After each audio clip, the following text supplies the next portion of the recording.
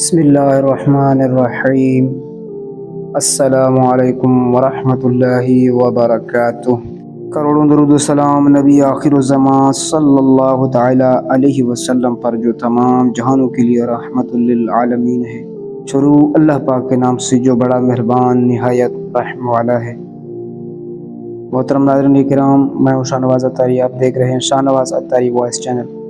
مزید دلچسپ بیانات و واقعات کے لیے میرے یوٹیوب چینل کو سبسکرائب کریں اور بیل آئیکن کو دبائیں تاکہ اس طرح کے دلچسپ بیانات و واقعات آپ کو سب سے پہلے مل سکیں، اور ثواب کی نیت سے اس ویڈیو کو آگے شیئر کریں تاکہ دوسرے مسلمان بھی مستفید ہو سکیں۔ محترم ناظرین کرام، اللہ تبارک و تعالی جسے چاہے بادشاہ کر دے اور جسے چاہے فقیر کر دے، یہ اللہ تبارک و تعالی کی مرضی و مشیت پر مبنی ہے۔ آج ہم حضرت داؤد علیہ السلام کی بادشاہت کے اس سے سنیں گے۔ یہ واقعہ کچھ اس طرح ہے کہ جب طالوت بنی اسرائیل کے بادشاہ بن گئے تو آپ نے بنی اسرائیل کو جہاد کے لیے تیار کیا، اور ایک کافر بادشاہ جالوت سے جنگ کرنے اپنی فوج کو لے کر میدان جنگ میں نکلے۔ جالوت بہت ہی قد آور اور نہایت ہی طاقتور بادشاہ تھا۔ وہ اپنے سر پر لوہے کی جو ٹوپی پہنتا تھا اس کا وزن 3 سور تل تھا۔ جب دونوں فوجیں میدان جنگ میں لڑائی کے لیے صف آرائی کر چکی تو حضرت طالوت نے اپنے لشکر میں یہ اعلان فرما دیا، جو شخص جالوت کو قتل کرے گا میں اپنی شہزادی اس کے نکاح میں دے دوں گا اور اپنی آدھی سلطنت بھی اسے عطا کر دوں گا۔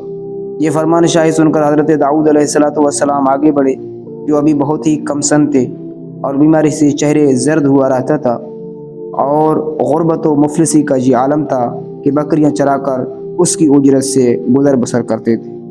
روایت میں ہے کہ جب حضرت داؤد علیہ السلام گھر سے جہاد کے لیے روانہ ہوئے تھے تو راستے میں ایک پتھر نے بول کر کہا کہ اے حضرت داؤد علیہ السلام، مجھے اٹھا لیجئے کیونکہ میں حضرت موسیٰ علیہ السلام کا پتر ہوں۔ پھر دوسرے پتھر نے آپ کو پکار کر کہا کہ اے حضرت داؤد علیہ السلام، مجھے اٹھا لیجئے کیونکہ میں حضرت ہارون علیہ السلام کا پتر ہوں۔ پھر ایک تیسرے پتھر نے آپ کو پکار کر عرض کیا کہ اے اللہ پاک کے نبی حضرت داؤد علیہ السلام، مجھے اٹھا لیجئے کیونکہ میں جالوت کا قاتل ہوں۔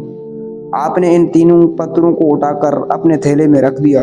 جب جنگ شروع ہوئی تو حضرت داؤد علیہ السلام اپنے گوبن لے کر صفوں سے آگے بڑھے، اور جب جالوت پر آپ کی نظر پڑی تو آپ نے ان تینوں پتھروں کو اپنے گوبن میں رکھ کر اور بسم اللہ پڑھ کر گوبن سے تینوں پتھروں کو جالوت کے اوپر پھینکا، اور یہ تینوں پتھر جا کر جالوت کے ناک اور کھوپڑی پر لگے اور اس کے پیچھے کو پاش پاش کر کے سر کے پیچھے سے نکل کر 30 جالوتیوں کو لگے اور سب کے سب مقتول ہو کر پڑے۔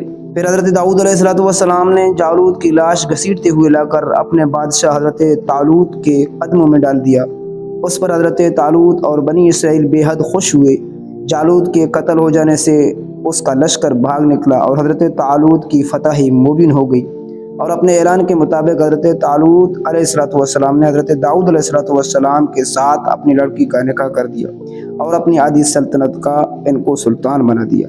پھر پورے 40 برس کے بعد حضرت طالوت بادشاہ کا انتقال ہو گیا تو حضرت داؤد علیہ السلام پوری سلطنت کے بادشاہ بن گئے، اور جب حضرت شمویل علیہ السلام وفات ہو گئی تو اللہ تبارک و تعالیٰ نے حضرت داؤد علیہ السلام کو سلطنت کے ساتھ ساتھ نبوت سے بھی سرفراز فرمایا۔ آپ سے پہلے سلطنت اور نبوت دونوں اعزاز ایک ساتھ کسی کو بھی نہیں ملے تھے۔ آپ پہلے وہ شخصیت ہیں جو ان دونوں عہدوں پر فائز ہو کر 70 برس تک سلطنت اور نبوت دونوں منصبوں کے فرائض پورے کرتے رہے۔ پھر آپ کے بعد آپ کے فرزند حضرت سلیمان علیہ السلام کو بھی اللہ تعالیٰ نے سلطنت اور نبوت دونوں مرتبوں سے سرفراز فرمایا۔ محترم ناظرین کرام، اس واقعے کو اللہ تبارک و تعالیٰ نے قرآن کریم کی سورۃ البقرہ میں اس طرح بیان فرمایا۔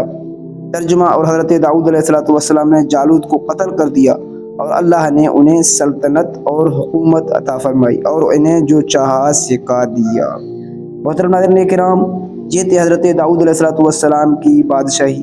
حضرت داؤد علیہ السلام کو کیسے بادشاہی ملی اور حضرت داؤد علیہ السلام کو کیسے نبوت ملی۔ محترم ناظرین کرام، مزید ملتے ہیں ایک نئے دلچسپ سٹوری کے ساتھ، تب تک کے لیے اللہ حافظ۔ اللہ پاک آپ کا حامی و ناصر ہو۔ اپنا خیال رکھیے، والسلام۔